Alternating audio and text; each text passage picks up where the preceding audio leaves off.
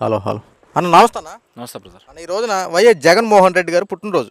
అయితే సజ్జల రామకృష్ణారెడ్డి గారు ఇప్పుడు ప్రెస్ మీట్ పెట్టారు. ఆ ప్రెస్ మీట్లో ఏం మాట్లాడుతున్నారంటే ఆంధ్ర రాష్ట్రంలో ఒక పండగ వాతావరణం నెలకొంది. అంతేకాకుండా కూటమి ప్రభుత్వానికి ఒక స్ట్రాంగ్ ట్రీట్మెంట్, ఒక సందేశం పంపించారంట ఆంధ్ర రాష్ట్ర ప్రజలందరూ కలిసి.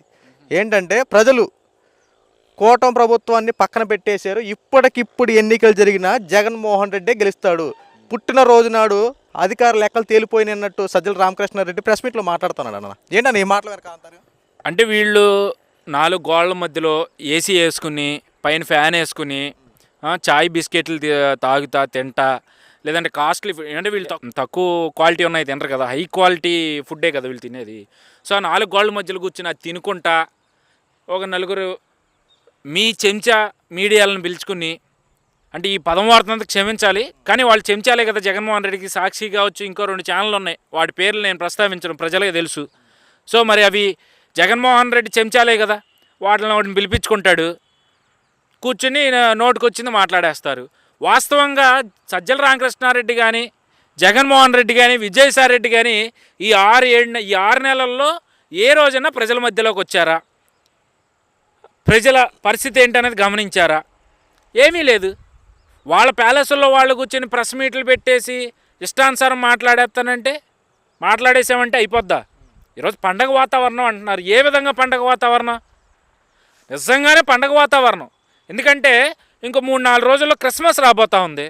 ఆ వాతావరణంలో ఉన్నారు ప్రజలంతా. అంతేగాని ఈయన ఏదో పెద్ద యేసు ప్రభువులేగా, లేదంటే ఏదో జగజ్జాతలాగా రాష్ట్రాన్ని ఉద్ధరించేసేవాడు పుట్టాడని చెప్పి జగన్మోహన్ రెడ్డి కోసం ఎవరు చేయట్లేదండి.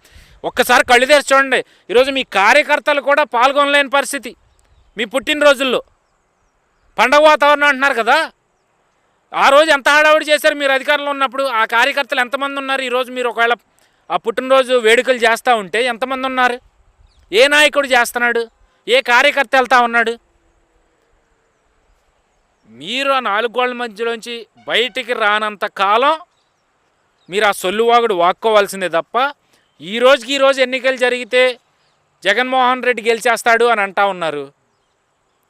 వాళ్ళ ఇప్పటికిప్పుడు ఎన్నికలు జరుగుతాకి సరే ఒకవేళ జరిగినాయి అనుకుందాం. ఈ 6 నెలల్లో ఒక్కరోజు అంటే ఒక్కరోజు, లేదు ఒక్క గంట అయినా ఒక్క గంట, లేదు ఒక్క నిమిషం ప్రజల్లోకి ఏ రోజైనా వచ్చాడు జగన్మోహన్ రెడ్డి? అంటే అయ్యగారు అధికారం ఉంటేనే ప్రజల్లోకి రాలేదు, అధికారంలో ఉండి ముఖ్యమంత్రిగా ఉంటేనే ప్రజల్లోకి రాల. ఆఖరి 3 నెలల ఎలక్షన్లు కాబట్టి రాకపోతే బాగోదని బారికేడ్లు పెట్టుకుని తిరిగేవాడు, లేదు వెళ్ళాలి అంటే పరదాలు కట్టుకుని వెళ్ళేవాడు. ఈ రోజుకి కూడా ప్రజల్లోకి రాకుండా మళ్ళీ ఇప్పటికిప్పుడు ఎన్నిక జరిగితే మళ్ళీ మేము అధికారంలోకి వచ్చేస్తామని చెప్పి ఏ ధైర్యం, ఏ ఉద్దేశంతో అంటున్నారో నాకు అర్థం కావట్లేదు. వీళ్ళకి అధికార దాహం అనేది వాళ్ళ ఇంకిపోయిందండి వాళ్ళ ఒంట్లో. ఇప్పుడు దేవరాలో తప్పు చేస్తున్నారంటే ఇన్ని రోజులు అవసరం కోసం చేస్తున్నారు అనుకున్నాను, కానీ అది మన రక్తంలో ఇంకిపోయిందని అనుకోలేదు. భయం ఏంటో చూపిస్తాను అని చెప్పి దేవర డైలాగ్ వేస్తాడు కదా. సో అలాగా ఈరోజు వీళ్ళలో అధికార మదం అనేది ఇంకిపోయింది. అధికారం ఉన్నా లేకపోయినా అధికారం కోసం తాపత్రయపడిపోతూ ఉన్నారు. ఒక్కరోజు కూడా వీళ్ళు అధికారం లేకుండా ఉండలేకపోతూ ఉన్నారు. ఈరోజు కూడా జగన్మోహన్ రెడ్డి ప్రెస్ మీట్ చూడండి, రికార్డు చేసుకుని ఆ 4 గోళ్ల మధ్యలో గత 5 ఏళ్ళలో ఎక్కడి నుంచి అయితే ప్రెస్ మీట్ పెట్టాడో అక్కడే ఒక మైక్ పెట్టుకుని రికార్డు చేసుకుని దాన్ని ఎడిటింగ్ చేసి విడుదల చేస్తున్నాడు తప్పితే, ప్రతిపక్ష నాయకుడిని అయ్యానే ప్రజల్లోకి వచ్చి ఒక ప్రెస్ మీట్ పెడదామని ఈ 6 నెలలు ఏ రోజున అనుకున్నాడా? పోనీ వీళ్ళు ప్రభుత్వానికి 6 నెలల సమయం ఇచ్చారు అని అనుకుంటానికి కూడా లేదు కదా. ఈ 6 నెలల్లో ఎన్ని విమర్శలు చేశారు, ఎంత హడావిడి చేశారు ఆ గోళ్ల మధ్య ఉంటూ. సో ఈరోజు పండగ వాతావరణం జగన్మోహన్ రెడ్డి పుట్టడం వల్ల వచ్చిందని వీళ్ళు 4 గోళ్ల మధ్య ఉండి అనుకుంటే సరిపోదండి. ఈరోజు పండగ వాతావరణం క్రిస్మస్ అని, న్యూ ఇయర్ అని, సంక్రాంతి వస్తుంది కాబట్టి రాష్ట్రంలో పండగ వాతావరణం కనిపిస్తూ ఉంది.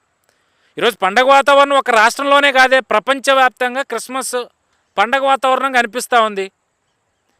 అంటే యేసుప్రభు కన్నా గొప్పడా మీ జగన్మోహన్ రెడ్డి? అయ్యా యేసయ్యా, ఇప్పటికైనా వాళ్ళకి బుద్ధి కలిగించయ్యా. ఆ ప్రబుద్ధులకి, వాళ్ళు చేస్తున్న పాపాలకి మోక్షం ప్రసాదించి ఇప్పటి నుంచైనా వాళ్ళకి ఒక మంచి బుద్ధి కలిగేలాగా వాళ్ళని ఆశీర్వదించి, రేపు నీ క్రిస్మస్ పండగ నాటికి వాళ్ళలో ఒక మంచి వ్యక్తులు మళ్ళీ తిరిగి పుట్టుకు రావాలని చెప్పి మనస్ఫూర్తిగా కోరుకుంటా ఉన్నా. సజ్జల రామకృష్ణారెడ్డి అనేవాడు ఆటలు అరటిపండ్లు అంటాడండి. తినగానే తొక్క తీసి బయటపడేయడం తప్ప మన జీవితంలో పెట్టుకుని తిరగాం కదా. సో అలాంటి వాడే ఆ క్యాండిడేట్. సో ఈరోజు పండగ వాతావరణం నడిచేస్తుంది, పండగ వాతావరణం కనిపిస్తుంది అంటే నాకైతే పొద్దున్నుంచి ఎక్కడ కనీసం వేడుకలు కూడా కనపట్లేదండి. ఈవెన్ ఒకప్పుడు స్టేటస్ చూస్తే జగన్మోహన్ రెడ్డి బ్యాచ్ అంతా పండగలా పెట్టుకునేవాళ్ళు. ఇప్పుడు 10 మందిలో 6 పెట్టుకుంటున్నారు. ఆ 3 తగ్గినట్టేగా. 3 తగ్గారు అంటే ఇంకా పండగ వాతావరణం ఎక్కడ ఉంటుంది? ఒకవేళ ఇది పెరగాలి అంటే 10 మందికి 15 మంది స్టేటస్లు పెట్టారనుకో, గొప్పగా సెలబ్రేట్ చేసుకుంటున్నారు, నిజంగానే పండగ వాతావరణం కనిపిస్తుందని అనుకోవడానికి ఉంటుంది. కానీ అక్కడ అది లేదు కదా. వీళ్ళ పండగ వాతావరణం వీళ్ళ ఇళ్ళలో కూర్చొని పండగ వాతావరణం అనుకుంటే ప్రజలు నమ్మే పరిస్థితులు లేరు. సో ఈ చెత్త సోది అంతా కూడా మనం మాట్లాడుకున్న ప్రజలకు కూడా విరక్తి వస్తుంది. ఓకే, థ్యాంక్ యూ అన్న.